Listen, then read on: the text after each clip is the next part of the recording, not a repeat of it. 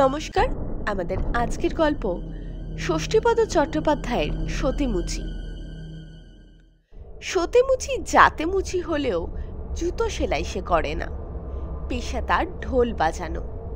সেজন্য কেউ কেউ বলে সতে বায়েন। সতে কিন্তু তার নামের শেষে বায়েন বলে না, বলে মুচি, সত্যেশ্বর মুচি। এই সত্যেশ্বর মুচি বা সতে মুচিকে নিয়ে আমাদের গ্রামে ভারী মজার একটি গল্প প্রচলিত আছে। আমাদের গ্রামের অনতি দূরে রায়না নামে এক বিখ্যাত গ্রাম আছে।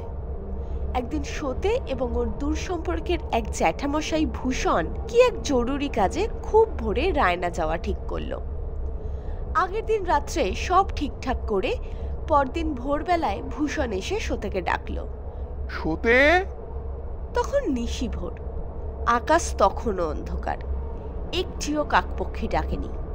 তেমন সময় ভূষণ আবার ডাকল, সতে, এই সতে!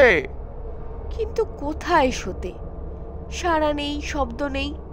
অবশেষে অনেক ডাকাডাকির পর সতের বউ দরজা খুলল। ভূষণ বলল, কি ব্যাপার? সতেকে ডেকে দাও, সকাল করে না গেলে কোনো কাজই যে হবে না। সতের বউ তো আকাশ থেকে পড়ল, ও মা, এই তো খানিক আগে আপনি এসে তাকে ডেকে নিয়ে গেলেন, আবার এখন এসে ডাকাডাকি করছেন, বলি ব্যাপারটা কি? ভূষণের তো চক্ষু তখন চড়ক গাছ। আমি এসে ডেকে নিয়ে গেলাম?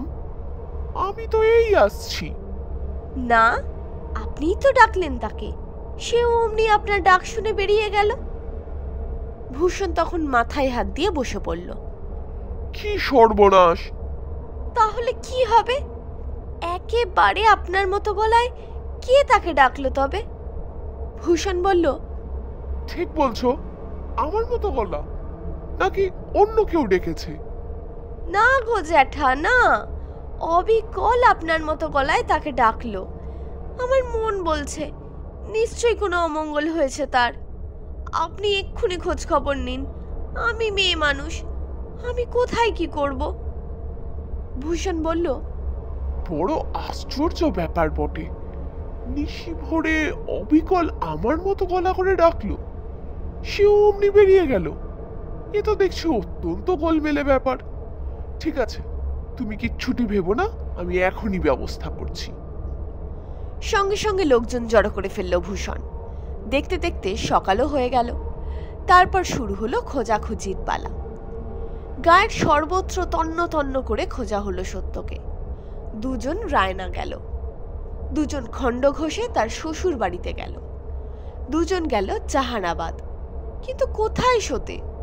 শুধু শুধু খোঁজাখুঁজি সার হলো। সতের বউ তখন কান্নাকাটি শুরু করে দিল। ভূষণ বলল, কি বিপদ! খুঁজে পাওয়া গেল না বলে হাল ছেড়ে দিলে কি করে হবে?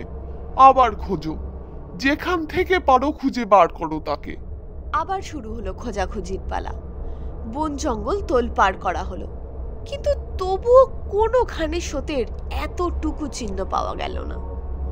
ভূষণ বলল, পুকুরে জাল ফেলে দেখো, যদি কেউ কোনো অপকর্ম করে ডুবিয়ে রেখে থাকে তাকে। জাল নামলো পুকুরে, সতে সেখানেও নেই। কাজেই বাধ্য হয়েই হাল ছেড়ে দিতে হলো। নিশি ভোরে একজন জলজ্যান্ত মানুষ বেমালুম উবে গেল গ্রামের বুক থেকে, এই সংবাদটাই শুধু বাতাসের আগে ছড়িয়ে পড়ল সর্বত্র। দেখতে দেখতে কয়েকটা দিন কেটে গেল। একদিন, দুদিন, 3 দিন, 4 দিনের দিন ভূষণ ওর মেয়ের বাড়ি যাচ্ছিল। তখন চৈত্রের শেষ, দুপুরবেলা, খাঁ খাঁ করছে রোদ্দুর। একটা ছাতি মাথায় খালি পায়ে সতের কথা ভাবতে ভাবতে পথ চলছিল ভূষণ। গায়ের প্রান্তে বাবুর মায়ের খালের ওপারে মালগড়ে বলে একটা জায়গা আছে। সেখানে বিরাট একটা বটগাছের নিচে গিয়ে ভূষণ বসল। এই পথে কত দিন সতেকে সঙ্গে নিয়ে ভূষণ তার মেয়ের বাড়ি গেছে। এই গাছতলায় কতবার বিশ্রাম করতে বসে দুজনে কত গল্প করেছে। সেই সব কথা ভাবতে লাগলো ভূষণ। ভাবতে ভাবতে সতের জন্য মনটা আরো বেশি খারাপ হয়ে গেল। কি যে হলো মানুষটার, বেমালুম উবে গেল। গায়ের লোকে কত কথাই না বলছে এসব ব্যাপার নিয়ে। কেউ বলছে ওকে ঠিক নিশিতে ডেকেছে, কেউ বলছে বাঘে খেয়েছে, কেউ বলছে দেশ ত্যাগ করেছে। যার যা ইচ্ছা সে তাই বলছে। দুষ্টু লোকেরা বলছে ওসব ভূষণেরই কারসাজি, সেই নিশ্চয়ই কোনো কিছু লোভে সরিয়েছে সতেকে। শেষের কথাটা শুনলে কেমন যেন ছ্যাত করে ওঠে বুকের ভেতরটা, কিন্তু মানুষের মুখে তো হাত চাপা দেওয়া যাবে না, কাজেই যে যা বলে তা চোখ কান বুঝে শুনে যেতে হয়। ভূষণ যখন গাছতলায় বসে বসে এইসব ভাবছে, সেই সময় হঠাৎ ওর পায়ের ওপর জলের মতো এক ফোঁটা কি যেন পড়ল টস করে। ভূষণ ভাবল এ নিশ্চয়ই কাকপক্ষীদের কাজ, কিন্তু কিছুক্ষণ বাদে আবার যখন এক ফোঁটা পড়ল, তখন আর সন্দেহ ভঞ্জন না করে পারল না। ব্যাপারটা কি দেখবার জন্য ওপর দিকে তাকাতেই মাথাটা ঘুরে গেল। যা সে দেখতে পেল তা স্বচক্ষে দেখেও যেন বিশ্বাস করতে পারল না। ভূষণ দেখতে পেল সেই বটগাছের অতি উচ্চে তিনটি মোটা মোটা ডালের ফাঁকে চুপচাপ শুয়ে আছে সতে, আর তারই কাতর দুটি চোখ বেয়ে টপ টপ করে ঝরে পড়ছে সেই জলের ফোঁটা। সতেকে দেখতে পেয়েই ভূষণ লাফিয়ে উঠল, সতে, এই সতে! কিন্তু কে দেবে সাড়া? সাড়া নেই, শব্দ নেই। সতে শুধু চেয়ে চেয়ে দেখছে। ভূষণ আবার ডাকল, সতে রে! সতে এবারও সাড়া দিল না। ভূষণ ফের ডাকল, এই এই সতে, ওখানে শুয়ে আছিস কেন? আমি জ্যাঠামশাই, আমাকে চিনতে পারছিস না? সতে নিরুত্তর। ভূষণ বুঝল গতিক সুবিধের নয়, এর মধ্যে নিশ্চয়ই কোনো ভৌতিক ব্যাপার রয়েছে, নয়তো মাথা খারাপ হয়েছে সতের। কিন্তু ভৌতিক ব্যাপারই যদি হয়, তাহলে তো একে এখানে একা ফেলে রেখে কাউকে ডাকতে যাওয়া ঠিক হবে না, ততক্ষণে মাল পাচার হয়ে যাবে। তারপর তন্ন তন্ন করে খুঁজে মরে গেলেও আর কোথাও পাওয়া যাবে না তাকে, অথচ ওকে ওখান থেকে নামিয়ে আনাও তার একার কর্ম নয়। যাই হোক, ভাগ্যক্রমে হঠাৎ সেখান দিয়ে ভূষণেরই এক চেনা লোক যাচ্ছিল। ভূষণ তাড়াতাড়ি তার কাছে গিয়ে তাকে সব কথা খুলে বলে গাছতলায় নিয়ে এলো তাকে। তারপর সতের দিকে আঙুল দেখিয়ে বলল, ওই ওই দেখো। ওপর দিকে তাকাতেই লোকটির তো চক্ষু স্থির। আরে সত্যিই তো, ওই তো আমাদের সতে মুচি। ওকে ওখান থেকে এক্ষুনি নামিয়ে ফেলতে হবে। তা তো হবে, কিন্তু ও এখানে এলো কি করে? সেইটাই তো আশ্চর্য। আমার মনে হয় এ নিশ্চয়ই সেই তেনাদের কাজ, যখন তখন যাদের নাম করতে নেই। ঠিক আছে, তুমি এক কাজ করো, গাছের উপর উঠে সতেকে একটু ছুঁয়ে থাকো, আমি ততক্ষণে লোকজন সব ডেকে ডুকে আনছি।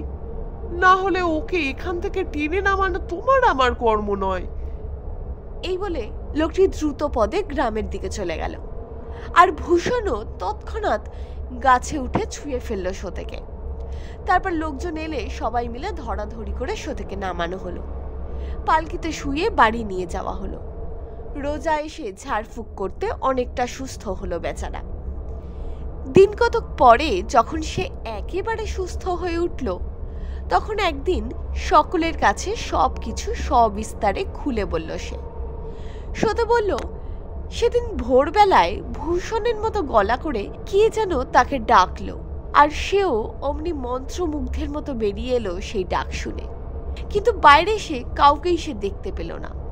তখন কেমন যেন সর্বশরীর ছমছমিয়ে উঠল তার। এমন সময় হঠাৎ সে বুঝতে পারল তার পায়ের তলা থেকে মাটি ক্রমশ যেন সরে সরে যাচ্ছে এবং অনেক উঁচুতে উঠে যাচ্ছে সে। তখন সে কতবার চেষ্টা করলো চিৎকার করে কাউকে ডাকবার, কিন্তু তার গলা দিয়ে তখন এতটুকু শব্দ আর বের হলো না। কেমন যেন বোবা হয়ে গেল সে। তারপর বাতাসে ভাসতে ভাসতে খালের ধারে ওই বট গাছের ডালে গিয়ে আটকে গেল। সেই থেকে ৩-৪টে দিন ওইখানেই ওই গাছের ডালেই একভাবে কেটে গেছে তার। ওই গাছের তলা দিয়ে কত লোকজনকে সে যেতে আসতে দেখেছে, কিন্তু বহু চেষ্টা করেও গলা দিয়ে এতটুকু শব্দ বের করেও কাউকে সে ডাকতে পারেনি। সারাটা দিন যে কিভাবে কাটতো তার, তা একমাত্র সেই জানে। সন্ধ্যের পর সে দেখতে পেত কিম্ভূত কিমাকার দুটো মুখ ভাটার মতো চোখ বার করে এগিয়ে আসতো তার দিকে, আর সারা রাত ধরে তাকে লকলকে জিভ বের করে অবিরাম তাকে চাটত। চেটে চেটে তার শরীরের সমস্ত রক্ত চুষে খেত তারা। তারপর ভোর হলেই আবার ওকে ফেলে রেখে চলে যেত। সারাদিনে আর আসতো না। সেই সন্ধ্যার পরে আবার আসতো। সত্যের মুখে এই অবিশ্বাস্য কাহিনী শুনে অবাক হয়ে গেল সকলে। এই ছিল আমাদের আজকের গল্প। যদি আজকের গল্পটি আপনাদের ভালো লাগে তাহলে অবশ্যই ভিডিওটিকে লাইক করুন এবং চ্যানেলটিকে সাবস্ক্রাইব করুন।